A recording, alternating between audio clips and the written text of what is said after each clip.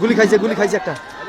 এই জন্য ফিরে এসেছে আবারও ভাষা আন্দোলন কিংবা ৭১-এর যুদ্ধ। পুলিশের সামনে বুক চেতিয়ে যেভাবে মৃত্যুর কোলে ঢলে পড়লেন বেরবির আবু সাইদ, তাই জানাবো এখন আপনাদের। কোটা আন্দোলনকারীদের সঙ্গে সংঘর্ষে পুলিশের গুলিতে রংপুরের বেগম রোকেয়া বিশ্ববিদ্যালয় বেরবির এক ছাত্র নিহত হয়েছেন। ওই শিক্ষার্থীর নাম আবু সাইদ, তার বয়স 25 বছর।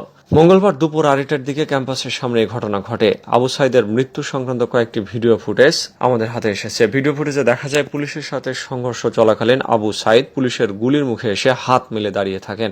এক পর্যায়ে পুলিশের গুলি খেয়েও দাঁড়িয়ে থাকার চেষ্টা করেন তিনি।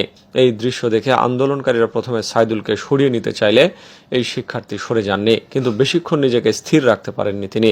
মুহূর্তে রাস্তার উপর ঢলে পড়েন। এক পর্যায়ে সহপাঠীরা আবু সাইদকে তুলে হাসপাতালে নিয়ে গেলে পথেই মারা যান তিনি। নিহত আবু সাইদ ইংরেজি বিভাগের 2019-20 সেশনের শিক্ষার্থী এবং বিশ্ববিদ্যালয়টির কোটা আন্দোলনের অন্যতম সমন্বয়ক ছিলেন। আজ বিকেল 4টার দিকে বিশ্ববিদ্যালয়ের একজন সহকারী প্রক্টর এই তথ্যটি নিশ্চিত করেন। তিনি বলেন, দুপুরে বিশ্ববিদ্যালয়ের সামনে এই ঘটনা ঘটে। এই ঘটনায় বহু হতাহত হয়েছে।